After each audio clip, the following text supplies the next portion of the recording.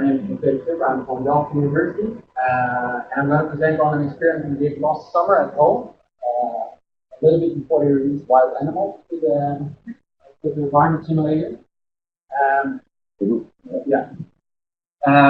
I would like to acknowledge my co-authors. I have co-authors from all across Europe, but we also have people in the US who are running on this experiment, where we try to understand what happens if you place a mount in a laboratory setting and see how it spreads on the waves, currents, or a combination of those.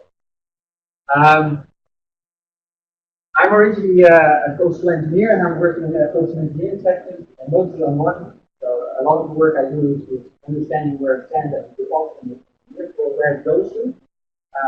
We do a lot of work obviously on big projects like the sand engine. There's always debate on whether we should noise in small, complex enforcement or whether we should do large enforcement. There have been quite some investigations on what happens if you place mount in a riverine system, which means we have lateral flow, but the conditions for waves don't have a similar data set.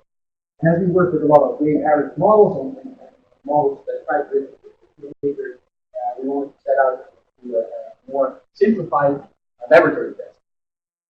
So that's what MODEX is about. That said, it's a diffusivity experiment. Some people call it dispersion, others call it diffusivity, which is basically the spreading of the sandy structure over time. And then we have several questions, such as is the lateral spreading perpendicular to the forcing equal to the spreading in the direction of the forcing of the wave propagation, but also how do we go from flow phase, such as a river system where we know it develops into a barking, towards a wave dominated phase where we expect no diffusivity. We did this experiment in Hull, and there are several reasons to visit Hull and facility, and one of the primary reasons is that we needed to have a fairly big flat back with our mount in the middle, and it needed to be small enough so we could manipulate the big surface for several scenarios. So we filled the entire plume of holes with a sandy bed. It was about 6 meters across, 12 meters in the direction of wave forcing, and then we made our sandy mount about 20 centimeters high in the middle of the surface. And the nice thing about holes is that you can do waves anchoring combined. So in this case, we had waves following, currents following the wave. So we had a recirculation current underneath this sandy bed, and waves following current that came out of the spot. And one of the interesting parts of this experiment was that when we thought of the experiment, we thought, well, we wanted to do waves and currents combined, and that looks very easy to suppose that once we arrive on site, to actually do something like heat that dissipates these waves, and at the same time allows for water to flow through. So in this experiment, we in the end used a beach-like structure made of plywood panels, artificial grass on the holes, many holes in these panels for wave and water to go. This is just a before and after picture of the setting up of the experiment. So on the right hand side, the left hand side is the beginning of two, and then at the end we want to set up. We decided to install the instruments off a gantry, and that has several benefits. One of it is that we don't have power around the mountains of the instruments. But the other benefit is that it's very large blocks that can drag across the surface and make it flat and clear. So this gantry here holds most of our instruments. This is a more close-up view of this gantry and the instruments. We try to measure the hydrodynamics that are involved in this mount, but at the same time we try to understand how the morphology is.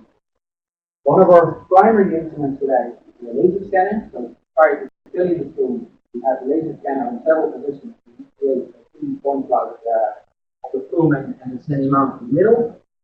And at the end of each experiment, once we drain the plume, we should do the same. However, in between the experiment, we'd like to have multiple observations of that mount as it goes through, So we use, in this case, we use altimeters. So those are these small purple pads here on the aim of the gantry, and these are very small sonar devices that give high resolution change of the bed. However, those are only point devices, so in this case, we also employ ripple scanners. I'm used to working a lot in the field, and where we use the ripple scanners in the water depth 2 meters above the bed. And then these ripple scanners have quite a bit of footprint. But here, using them in 40 centimeters of water, these ripple scanners have a very small footprint. So we decided to borrow 2 of these ripple scanners, one that I brought from Delft and the other one that we brought from Utrecht, and mount them side by side with overlapping footprints. And here you can see that in the indicated in the purple circles how these would actually map a part of the topology by rotating along their axis. And as we could move these gantry, we could actually move the gantry to 2 different positions. We have 6 observations with the ripple scanner. Now, during the experiment, we set out for a burst of about 5 to 10 seconds, 5 to 10 minutes, in which we ran 4 seconds, then we stopped the flow, using the ripple scan as the oxygen measurement, and then continue. So we did this for about 8 to 10 times at each experiment, and then we leveled the plume. That would take about a day, and then the nice flat bed again, install our mount, and fill the plume again after a laser scan. We managed to do about 9 scenarios, ranging from wave alone, going from mild to energetic, current alone, and wave plus current, in which the last scenarios we did, we tried to keep the total field equal, but then vary between current forcing and wave forcing and the ratio. And in the experiment, we tried to stay within the bedload regime without ratio.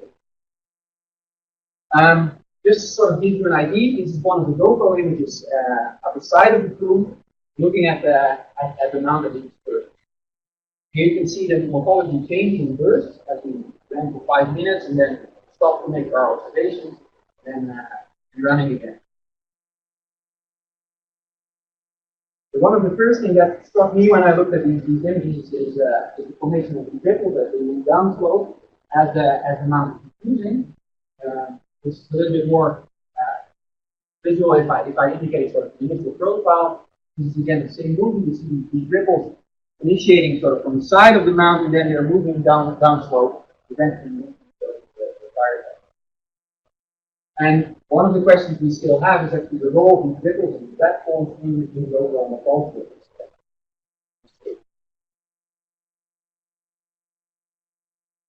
Now, for now, I would like to show you some initial results of the different topographies. But first, I would like to come back to this idea with multiple ripple scans. Initially, it was an idea we were very fond of, and in the end, it turned out that to match these different ripple scans was actually quite difficult. Compared to ink techniques, where you have round control points, these scans it's very hard to actually relocate these different scans.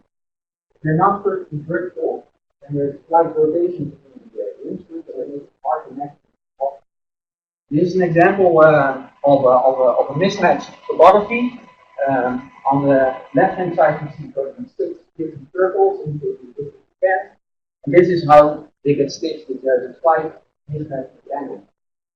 So in the end, we ran multiple, actually, sort of about 1,000 different options of how these different angles could possibly be to end up with topographies that were again accurate. That's what's shown here on the top left image, where you see a topography constructed with 6 different RPS scans, and sort of compared to a laser scan observation that we did today. So you see it's fairly matches the observation with the laser scan. Actually, get similar mount height, but similar threading. So we see that the resolution is not sufficient to get the individual platform. In the middle of the scan, if it's so close to the back, there's a region where you get 4 data. So that's why you see that the scans have a sort of a white hole in the middle. They're more longitude. The bottom figure here shows you how you could combine these scans on the laser with these RTS scans and the value of having both of these techniques. This is an long-term slice for one of the experiments. And you see we're going from our initial Gaussian hump here in black and red. For those of tried it, we started in portion, and then we see as the portion progresses, you see how that amount actually moves backwards and starts to develop. Now, we're in the midst of processing the data, but I just want to show you a little bit about the main characteristics that we are primarily interested in, and that will put the fraction of the amount and the spreading to all sides. In case you have rays only, you don't expect a lot of spreading of this amount. What's back of the thing is mostly a unilateral spread. That's what we see here, where the movement downrift, the wave only cases, some of these observations actually fall on top of each other, but there's hardly any movement. But if you have waves or wave current, you actually see that that center is moving backwards to the boom. And the spreading is highly dependent on the amount of energy in the wave. Just to give you a top view image on how these amounts are deforming. These are observations from the laser scanner from the beginning and the end of the experiment. So on the left-hand side, you see the original bathymetry with the Gaussian hump. And then you see in the following column, you see the effect of wave, flow, and waveless flow. One of the interesting parts of this experiment is that we saw that if you use waves alone, you see the diffusion to all sides, but we see more diffusion and more spreading towards the direction perpendicular to the forcing than we see in the direction of the wave force. That's something I did not expect prior to this test. If we have the flow alone, then actually this amount is deforming towards the bottom state, we split those on the back end, and we see sort of the entire amount getting very steep and also soft sediment on the back side. And then if you have a combination of both, then we see deformation, while we also see very rectilinear orbital motions on both of them. So there's a lot that can be said from the images alone, also from the Bedforms. During this experiment, we saw very rectilinear, but also very tiny lumboid type ripples. This is still something we're investigating as we speak. So to wrap up, we initiated this experiment to look at different conditions and have a more theoretical data set on how these different amounts perform. To test our models, the average, the performance, and I think we succeeded in having getting this data set. We're still sort of at the start of processing all this data. I was lucky to have a very active community, but most people are actually in by and actually doubled our reach, which is quite a big effort. And that for myself, but also for my students that provided the reason to learn on. So I'm very thankful for that. And I hope in the next month we can show you more about what we do with the data.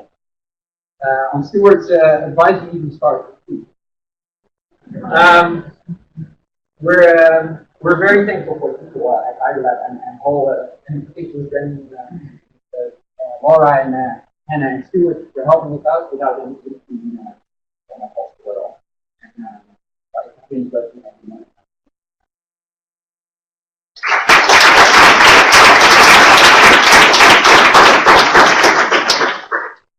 Good. Questions? Cool.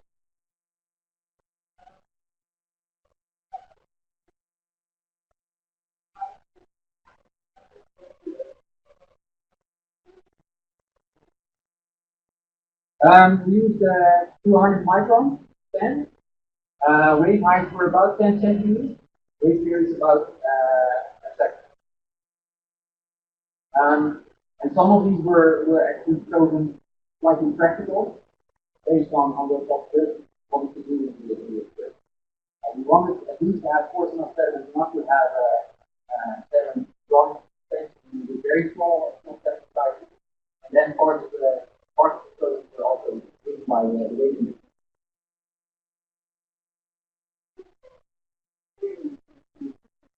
Yeah. You cannot translate what the directives we want to happen in real life. So particularly the effect of bedload are one of the things that we'd like to detect with time.